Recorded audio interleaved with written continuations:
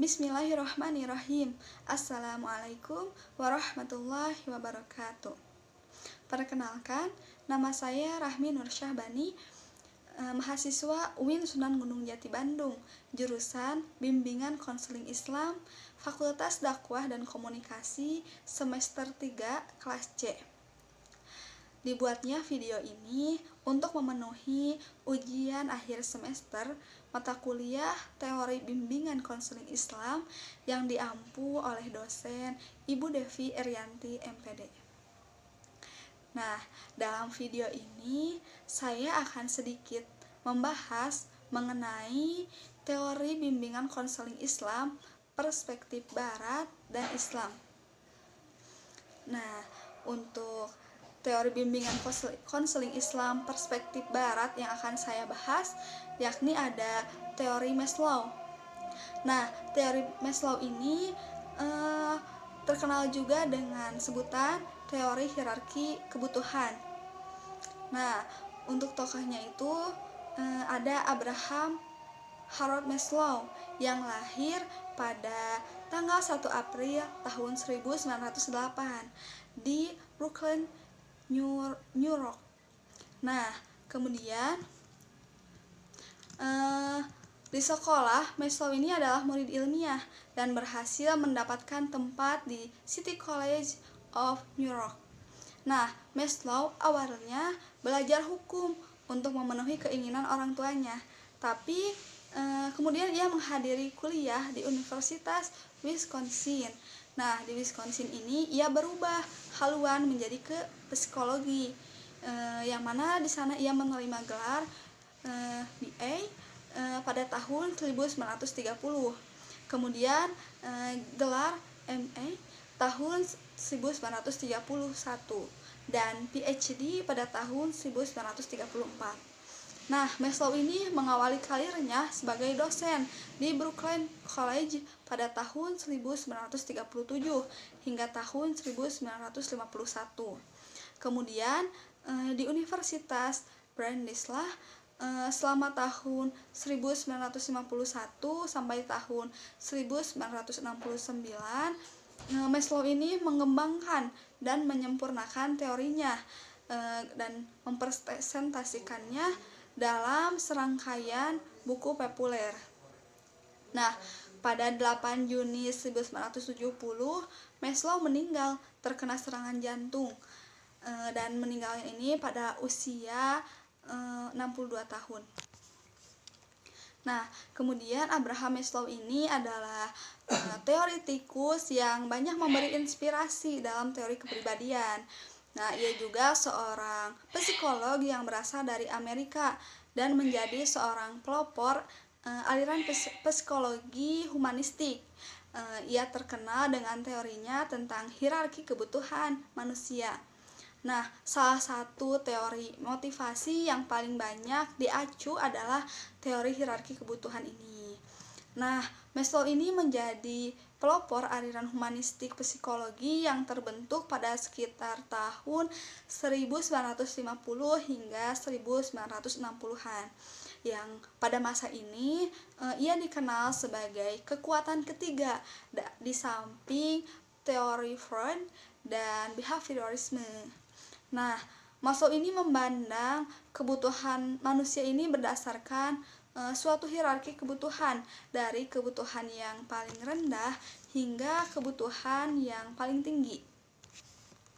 Nah, menurut Maslow, seorang manusia itu harus memenuhi kebutuhannya mulai dari yang paling rendah, kemudian barulah naik ke jenjang yang lebih tinggi dan seterusnya hingga manusia itu dapat mengaktualisasikan dirinya, yang artinya nyaris mustahil seorang manusia itu sampai di posisi kebutuhan yang paling tinggi, yaitu aktualisasi diri, sebelum ia menuntaskan atau melewati kebutuhan dari jenjang yang rendah terlebih dahulu. Nah, contohnya itu ada posisi kebutuhan paling dasar menurut Maslow adalah kebutuhan fisiologis, diantaranya adalah kebutuhan sandang dan pangan. Jika kebutuhan makanan dan pakaiannya sudah terpenuhi, maka barulah ia akan memikirkan atau dapat melanjutkan kepada kebutuhan akan rasa aman. Misalnya kebutuhan dari rasa aman dari kriminalitas, waspada terhadap penyakit, kemudian perlindungan dari segala ancaman dan sebagainya. Nah, kemudian menurut Maslow juga bahwa setiap manusia ini pasti mempunyai kebutuhan, mulai dari yang terkecil, dari yang terendah ya, hingga terbesar atau yang paling tinggi. Nah, tingkatan kebutuhan manusia ini dapat dijabarkan ke dalam sebuah piramida kebutuhan Maslow. Nah, piramida ini akan menggambarkan bagaimana tingkat kebutuhan setiap manusia. Tingkatan tersebut sangatlah penting untuk kita ketahui, yang mana ini itu akan terjadi pada setiap individu manusia. Nah, dalam memenuhi kebutuhan tersebut, manusia ini akan melakukannya mulai dari tingkat yang terkecil atau yang paling dasar. Misalnya saja jika kita gitu ya merasa haus, nah maka kita akan memenuhi kebutuhan diri kita terlebih dahulu gitu, untuk minum dulu sebelum akan memenuhi kebutuhan yang lainnya. Nah, ini tuh adanya tingkatan kebutuhan tersebut yang disebut dengan teori Maslow. Nah, Maslow juga menjelaskan bahwa kebutuhan yang terendah itu harus dipenuhi terlebih dahulu daripada kebutuhan menengah hingga kebutuhan tertinggi. Nah, hierarki kebutuhan Maslow ini tergambar dari suatu piramida yang isinya mengenai tingkatan kebutuhan. Nah, hierarki kebutuhan ini atau tingkatan kebutuhan manusia menurut Maslow ini ada 5 tingkatan. Yang pertama ada kebutuhan fisiologi atau kebutuhan dasar, kemudian yang kedua ada kebutuhan akan rasa aman, kemudian yang ketiga ada kebutuhan akan rasa memiliki, dimiliki, dan kasih sayang, yang keempat ada kebutuhan akan harga diri dan penghargaan, dan yang kelima ada kebutuhan aktualisasi diri. Nah, yang pertama ada kebutuhan fisiologis.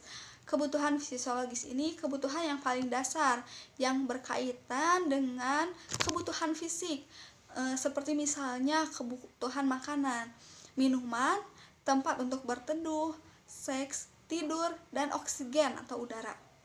Nah, kebutuhan fisiologis ini kebutuhan yang mempunyai potensi besar untuk dapat menuju ke tingkat kebutuhan selanjutnya. Misalnya saja ketika kita merasa lapar, maka kita akan mengabaikan kebutuhan yang lainnya. Kita akan mengatasi rasa laparnya terlebih dahulu dengan cara mencari makanan dan minuman. Sedangkan bagi manusia yang mereka telah mapan, telah memiliki, telah memenuhi kebutuhan rasa laparnya ini, maka rasa lapar itu adalah sebuah gaya hidup, dan mana mereka ini sudah mempunyai banyak makanan, namun yang mereka rasakan adalah cita rasa dari makanan yang ingin mereka makan. Nah, hal ini tentunya sangat berbeda dengan manusia yang masih belum mapan atau belum terpenuhi rasa laparnya, atau tidak memiliki banyak makanan. Yakni ketika mereka merasa lapar, maka mereka tidak akan mengutamakan cita rasa, tekstur, bau, maupun temperatur. Nah, kebutuhan fisiologi ini sangat berbeda dengan kebutuhan lainnya, karena kebutuhan fisiologi ini mempunyai dua hal. Yang pertama ada kebutuhan fisiologi yang wajib dipenuhi atau setidaknya bisa diatasi, misalnya pada kebutuhan makan manusia. Nah, sesudah selesai makan, mereka pastinya akan merasa kenyang dan biasanya akan merasa mual saat dihadapkan dengan makanan lagi. Berbeda dengan yang kedua, yang mana kekhasan dari kebutuhan fisiologi ini merupakan kebiasaan yang diulang-ulang.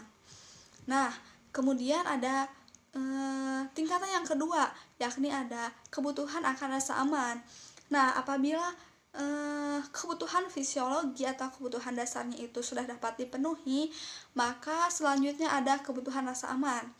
Nah, seperti misalnya itu ada rasa aman fisik, stabilitas, ketergantungan, perlindungan, dan kebebasan dari segala ancaman, teroris, penyakit, takut, cemas, atau bencana alam.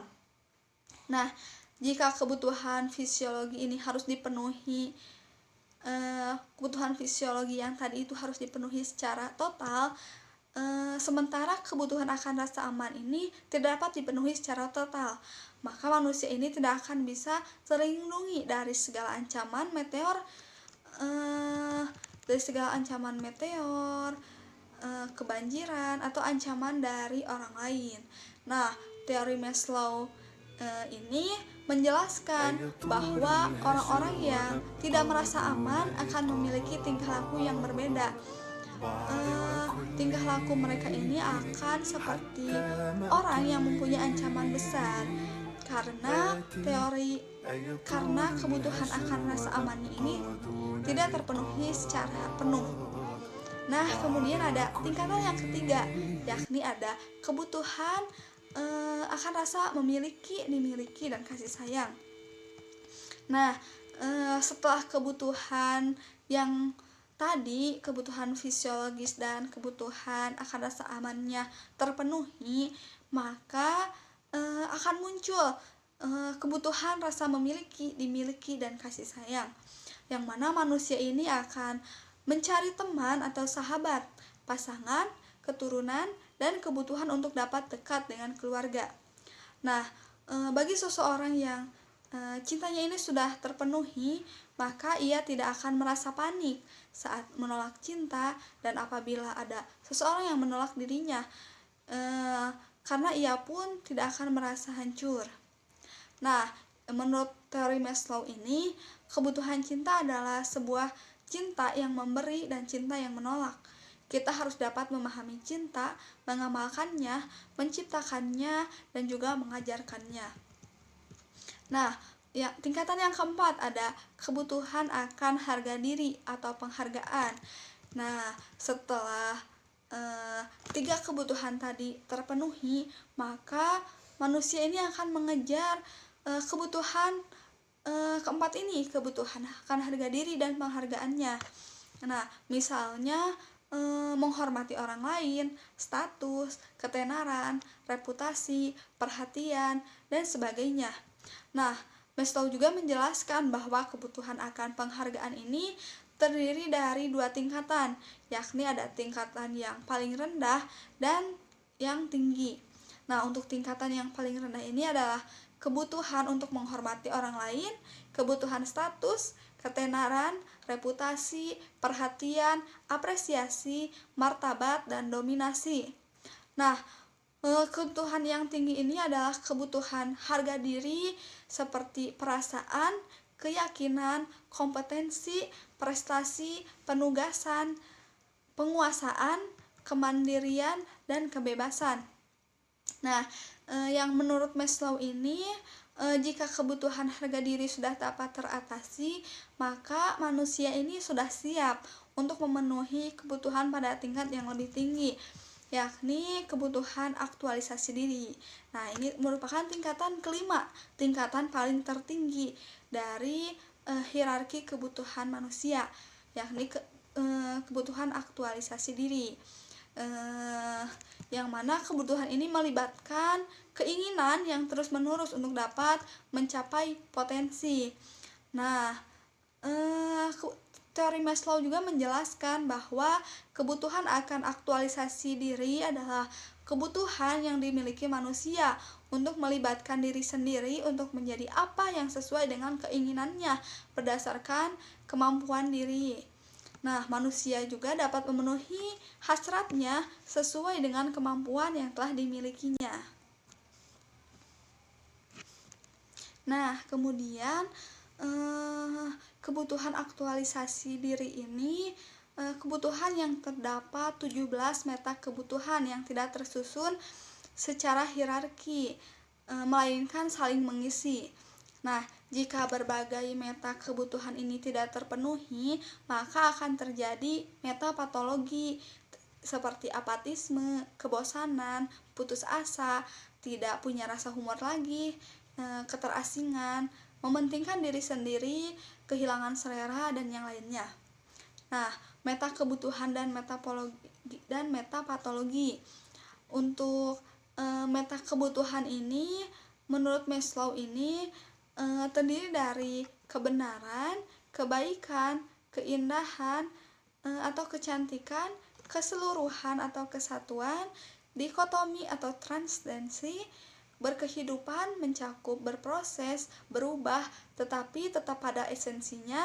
Kemudian ada keunikan, kesempurnaan, keniscayaan, penyelesaian, keadilan, keteraturan, kesederhanaan, kekayaan, tanpa susah payah, bermain, dan mencakup diri sendiri. Nah, yang kemudian ada metapatologi, yang mana metapatologi ini dapat terjadi jika meta kebutuhan yang tadi tidak terpenuhi. Nah, metapatologi ini terdiri dari apatisme, kebosanan, putus asa, tidak punya rasa humor lagi, keterasingan, mementingkan diri sendiri, dan juga kehilangan selera. Nah, kemudian Maslow ini menyebut 4 kebutuhan manusia itu yang mulai dari kebutuhan fisiologi, mulai dari dasar hingga kebutuhan harga diri, ini dengan sebutan homeostatis, yang mana homeostatis ini adalah prinsip yang mengatur cara kerja termostat atau alat pengendali suhu. Nah, kalau suhu terlalu dingin, alat itu akan menyalakan penghangat. Sebaliknya, kalau suhu terlalu panas, ia akan menyalakan dingin. Nah, begitu pula dengan tubuh manusia. Ketika manusia merasa kekurangan bahan-bahan tertentu, dia akan merasa memerlukannya. Dan jika manusia itu sudah merasa cukup mendapatkannya, maka rasa butuh itu pun kemudian berhenti dengan sendirinya. Nah, kemudian Maslow ini memperluas cakupan prinsip homeostatik ini kepada kebutuhan-kebutuhan tadi, seperti rasa aman, rasa saling memiliki, dimiliki, dan kasih sayang, dan juga harga diri, yang mana biasanya ini tidak kita kaitkan dengan prinsip tersebut. Nah, Maslow ini menganggap kebutuhan-kebutuhan defisit tadi ini sebagai kebutuhan untuk bertahan. Cinta dan kasih sayang pun sebenarnya memperjelas kebutuhan ini, yang mana sudah ada sejak lahir, persis sama dengan insting. Nah, untuk selanjutnya yakni mengenai teori bimbingan konseling Islam, perspektif Islam, yang akan saya bahas ada teori al-hikmah. Nah, kata al-hikmah ini dalam perspektif bahasa mengandung makna mengetahui keunggulan sesuatu melalui suatu pengetahuan sempurna, bijaksana, dan sesuatu yang tergantung padanya akibat sesuatu yang terpuji. Dan juga bisa diartikan ucapan yang sesuai dengan kebenaran, falsafat, perkara yang benar dan lurus, keadilan, pengetahuan, dan lapang dada. Nah, kata al-hikmah ini dengan bentuk jamaknya al-hikam bermakna kebijaksanaan, ilmu dengan pengetahuan, filsafat, kenabian, keadilan, pepatah, dan Al-Quran Al-Karim. Nah, ada ciri khas dari teori al-hikmah. Yang pertama, ciri khas dari teori al-hikmah ini adanya pertolongan Allah Subhanahu wa Ta'ala secara langsung atau melalui malaikatnya. Jadi ada pertolongan Allah, bisa secara langsung datang kepada kita atau datang melalui malaikatnya. seperti halnya pertolongan Allah kepada para nabi, atau bisa disebut juga sebagai wahyu. Nah, jika pertolongan Allah datang kepada kita, itu dapat dikatakan ilham. Nah, untuk ciri khas yang kedua ada diagnosa menggunakan metode ilham atau intuisi dan kasyaf atau penyingkapan batin. Jadi, ciri khas dari teori al-hikmah yang kedua ini ada menggunakan metode ilham atau intuisi, insting, atau juga melalui penyingkapan batin. Nah, untuk ciri khas yang ketiga yakni adanya ketauladanan dan kesolehan konselor. Jadi bisa melalui keteladanan atau contoh perilaku baik dari seorang konselornya yang dapat diamalkan gitu ya kepada konselingnya. Nah, kemudian ada ciri khas yang keempat, yakni berupa nasihat dengan menggunakan teknik ilahiyah, yaitu dengan doa, ayat-ayat Al-Quran, dan menerangkan esensi dari problem yang sedang dialami.